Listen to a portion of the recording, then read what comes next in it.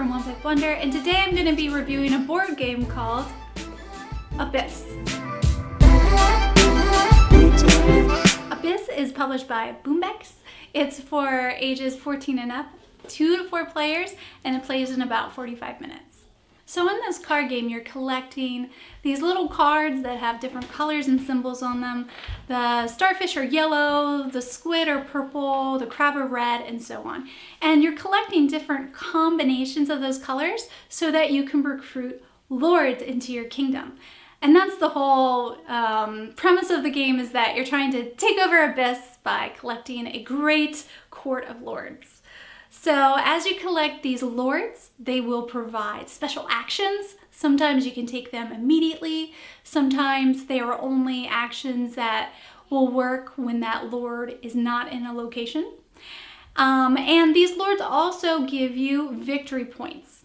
Some of the lords also have keys on them. Now these keys are able to unlock locations. These locations will have even more scoring abilities for the end game. And they might say, you'll get an extra 2 points from every lord from the crab faction. So then you want to start collecting more of those guys. The drafting part of this game is kind of interesting. What you do is you flip over a certain amount of cards on your turn, and if you're flipping cards, then the other people at the table have the option to buy those cards from you. First person only has to pay 1 pearl. The second and third person will have to pay up to 2 pearls for those cards that they're drafting from you on your turn. Now, if you make it all the way to the end and you don't take any of the cards, the last card you will flip over will be free, and you also get a pearl on that turn. Sometimes when you're drafting cards, you'll run into a monster card. Now these monsters, they don't really do too much. You're supposed to fight them. If you choose not to fight them, then the danger level will go up on the sea monster track. And that basically means the next time the next person goes to fight that monster, they'll get a greater reward when they take their turn to fight the monster. And they might get, a bonus like mystery token. They'll get a certain number of victory points when they flip over those tokens. You could get pearls, or you could get keys. And those keys again are used for unlocking locations. Now when you put a lord in a location, that lord's ability is no longer active. However, you do still get to score all of that lord's victory points at the end of the game. When you turn in those little cards to recruit a lord, the lowest number card you hand in, you can save and keep in front of you, and that can also be used as end game scoring. So you can kind of tell this game is kind of basic. At its core, it's set collection, but it has layer upon layer upon layer of scoring options. I'm gonna send you over to my friend Joe to hear his thoughts on it, and then I'll come back with my final thoughts. Hi, Joe. Hello. Wait, now Testing. How many times have you played Abyss? Do you know? I don't. 4? 4? 5? Okay. Maybe. Man, you've got to play it a lot more than I did. I only got to play 3 or 4 times. I'm trying to remember. You've been playing my copy more than me. Oh well. Do you remember what your first impression was? I was surprised. I liked it a lot. It's a lighter game, but it's still fun, and it's quick. Mm-hmm. And not a lot of rules overhead. It's very easy to play. So you feel like it's fairly easy to teach?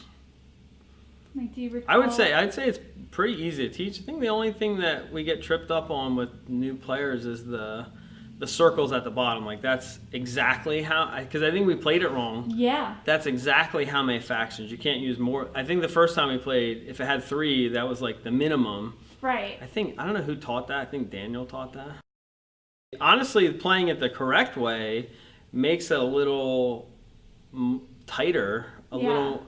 You have to make more decisions. Like, I can only use 3 of the factions or allies to pay for that lore. And one of them has to be like that main lord is. Yeah. Do you think that does this game like hold your interest? I wouldn't play it every day. Right. But I don't mind playing it. I would call that a good gateway game. Mm-hmm. That I think gamers would still play and enjoy. I enjoyed it every time I played it. So. Right. Yeah.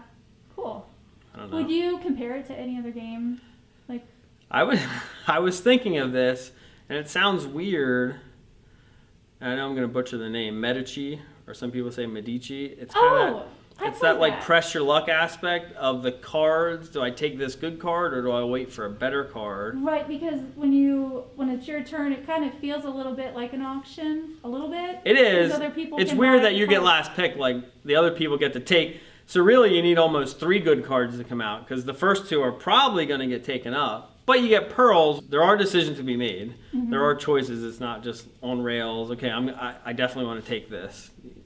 Like sometimes, usually you're looking for that high card, but sometimes you might flip over a 2 of that, I forget what they are, like a seahorse, and I really need the seahorse. Yeah. So it's like, so then you can score it at the end. Yeah, so I'll pay you for that one, even though it's not a high value, but I desperately need that thing. So. Is there anything else that you comment on it as far as just something in general that sticks out to you that you really like about it, or something that maybe might annoy people? Or you know what annoys me about the game. I'm not sure. Oh, yeah. Oh, I love that part about the game. One, the artwork is really good. Mm-hmm. It's really nice. That's what caught my attention the first time. Just, the picture of that thing on the... I don't know what it is. It's just something on the box there. It's really striking. The mechanics are easy. I don't know. They're semi-unique, honestly. I mean, they twisted them from other games. Like I said, it does feel like an auction. Mm-hmm.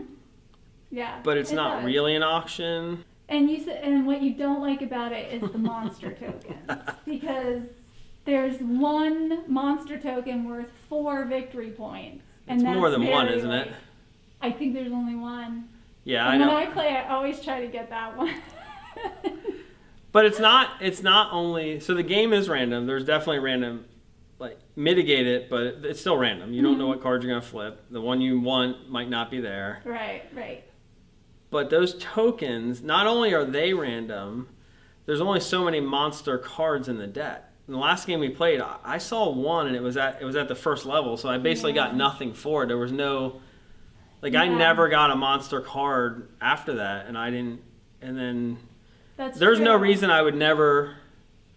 To me, that's the only decision not to be made. When you can get 2 monster tokens, you take 2 monster tokens. Like the monster tokens are just easy victory points in my eyes. Yeah, I agree. I really like that. And the 4 does not need to be there.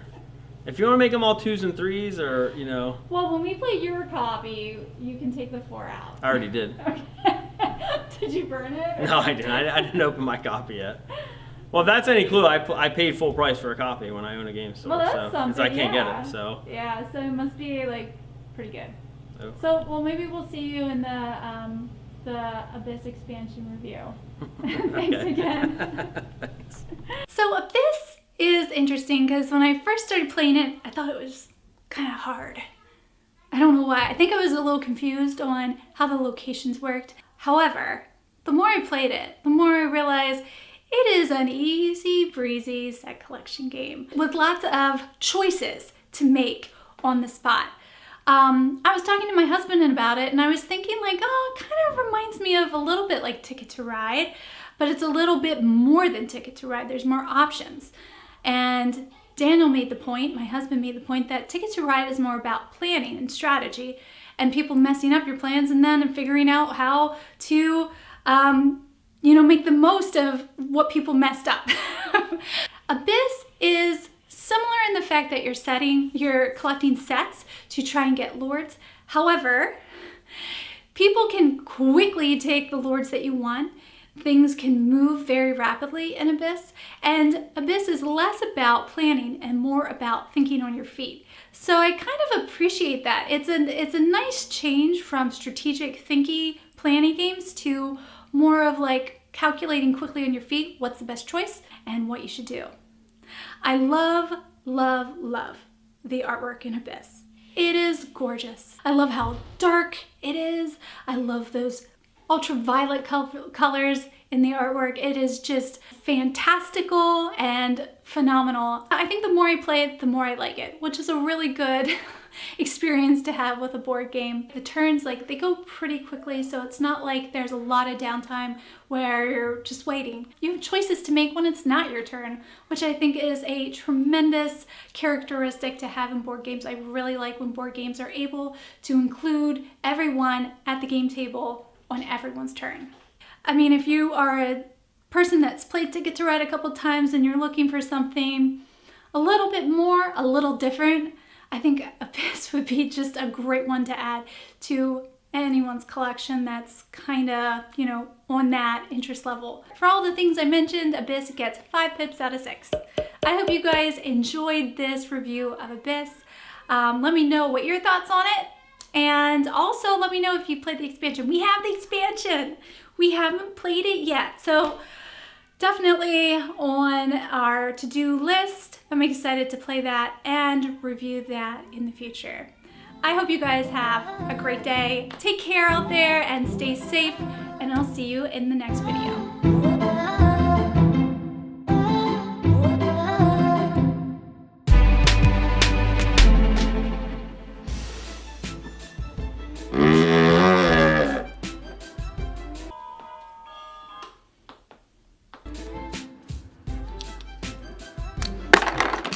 For all the reasons I mentioned, Abyss gets 5 pips out of 6.